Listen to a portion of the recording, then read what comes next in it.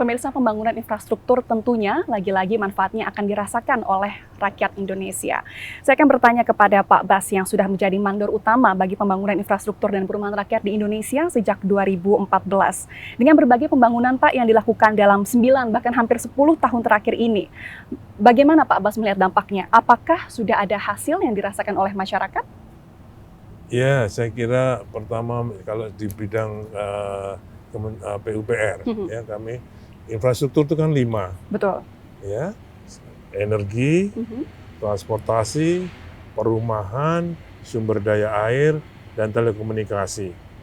Yang di bawah Kementerian PUPR langsung itu adalah di transportasi, untuk jalan dan jembatan, sumber daya air untuk bendungan dan irigasi dan sebagainya, perumahan dan permukiman itu ya perumahan, dan juga untuk yang permukiman untuk yang keciptakaryaan, jadi air bersih, sanitasi dan sebagainya. Kalau ditanyakan manfaatnya, saya kira semua ini sudah bermanfaat. Bendungan, ya. Pada saat dulu ada banjir besar di Kalimantan, tahun berapa itu? Satu-satunya kabupaten yang tidak banjir itu karena ada bendungan Tapin yang baru saja diresmikan, alhamdulillah. Lainnya banjir. Yeah. Nah, jadi bendungan di NTB, di NTT, ya, di Belu, bendungan Ragnamo, Rotiklot, itu juga daerah-daerah kering yang sudah bisa memakai airnya untuk irigasi.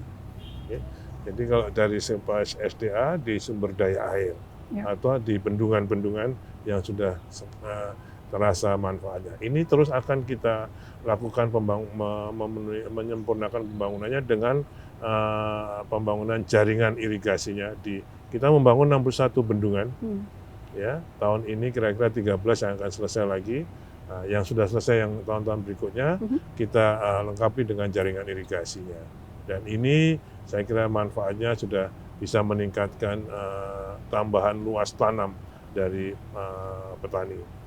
Air bersih saya kira kita sudah bisa meningkatkan servis, persentase services dari air bersih pada perkotaan. Jalan, baik jalan nasional, kita bangun, saya jangan lupa, sudah membangun jalan perbatasan Kalimantan. Ya, sudah sekitar lebih dari 1.000 km. Pernah di hari Bakti PU tahun lalu, saya nyampaikan statement dari perbatasan di Sintang kalau nggak keliru, itu jalan perbatasan yang tadinya orang dari pedalaman naik kelotok ke Putu Sibau, sekarang bisa dengan jalan raya. Jalan Trans Papua, lebih dari 1.000 km juga kita bangun, bahkan sampai di Oksibil dari Merauke. Jalan perbatasan di Timor kita sudah selesaikan, ya itu saya kira sudah banyak media yang mengangkat berita kemanfaatan dari jalan tersebut. Jalan tol sudah jelas, ya. Terakhir mudik kemarin, kita bisa bayangkan kalau tidak ada tol kemarin, ya. Ini sekarang orang bahkan bisa menyampaikan, wah Pak Jokowi gagal dalam melestarikan legenda mudik, ya, karena yang biasanya 2 hari, sekarang cuma 6 jam sampai Semarang. Saya kemarin baru pulang dari Semarang, istri saya sudah nggak mau naik pesawat lagi, naiknya juga mobil, 6 jam sudah sampai door to door, gitu. Nah, saya kira manfaatnya itu. Selain itu juga di perumahan, ya, berapa ratus ribu rumah tidak layak huni sudah diperbaiki, ya, rumah khusus untuk para korban bencana di Cianjur yang terakhir, ya, sudah segera kita dapat bangun. Jadi saya kira sebetulnya kalau manfaatnya tidak cocok ditanyakan pada saya, itu ditanyakan pada masyarakat yang memang merasakan manfaatnya. Baik, di tahun 2023 ini Pak Bas, PUPR adalah kementerian dengan anggaran terbesar kedua. Kalau untuk tahun ini Pak, di setahun terakhir pemerintahan Pak Jokowi dan Pak Ma'ruf Amin, apa yang akan menjadi fokus utama dari Kementerian PUPR? 2 tahun terakhir ini, 2 tahun terakhir, kami di Kementerian PUPR mengkhususkan atau memfokuskan program pembangunan, ya, dengan yang saya singkat dengan OPOR. Operasi, pemeliharaan, optimalisasi, dan rehabilitasi. Jadi kalau operasi mengoperasikan prasarana yang sudah dibangun. Oke. Pemeliharaan memelihara. Ya. Optimalisasi tadi mengoptimalkan yang sudah dibangun. Bendungan dilengkapi dengan irigasinya. Air minum dilengkapi dengan sambungan rumahnya. Ya, semua dicek semua. Rehabilitasi yang memang belum bermanfaat dengan baik direhabilitasi. Jadi sangat selektif sekali untuk membangun yang baru.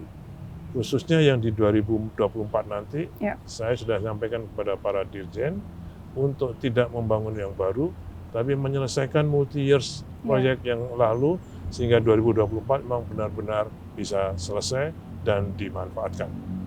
Baik, 2024 semoga bisa selesai ya Pak. Kalau kita berbicara tentang target Indonesia Emas 2045, pembangunan infrastruktur merupakan salah satu kunci agar negara bisa maju. Kalau dari Pak Bas, bagaimana seharusnya idealnya arah pembangunan infrastruktur menuju target Indonesia Emas 2045? Ibu, jadi apa yang kita kerjakan ini yang terlalu katanya kurang cepat, ya memang karena kita masih di regional saja kita masih tertinggal. Biaya logistik kita masih termahal. Ya. Itu semua karena konektivitas yang belum baik.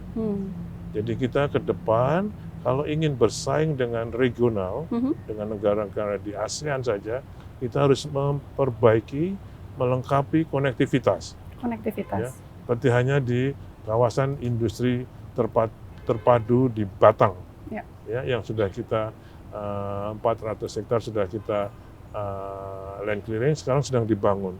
Itu sudah dekat tol, dekat kereta api, dekat pelabuhan. Itu konektivitasnya sudah bagus sekali, makanya begitu dibuka langsung habis dipakai oleh investor.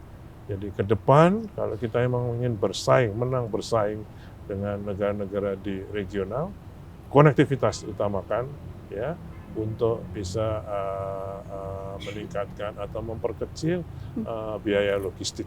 Itu utama. Okay. Itu yang fokus yang harus kita kerjakan, terus memperbaiki konektivitas di Indonesia ini. Selain yang lain-lainnya tentu tetap masih harus dikerjakan. Baik, konektivitas secara fisik dan juga SDM menjadi dua kunci utama untuk menuju target Indonesia Emas 2045. Terima kasih Pak Basuki atas waktunya dalam wawancara dalam Berita Satu Spesial bersama kami. Terima kasih Pak, semoga sehat selalu. Terima kasih Ibu, terima kasih. Ya pemirsa, konektivitas menjadi salah satu kunci utama bagi Kementerian PUPR menuju Indonesia Maju 2045. Dan oleh sebab itu, pemerintah pusat melalui Kementerian PUPR terus mempercepat perbaikan jalan melalui Inpres nomor 3 tahun 2023. Yang hal ini merupakan dukungan pemerintah pusat untuk mendukung desentralisasi dari pemerintah daerah. Dan tentunya di tahun 2024, tepatnya di tanggal 17 Agustus 2024, Indonesia akan bersiap untuk merayakan 17 Agustus karena saat ini Kementerian PUPR tengah membangun sarana dasar untuk Ibu Kota Nusantara. Demikian Berita Satu Spesial bersama saya Puja Lestari. Terima kasih dan sampai jumpa.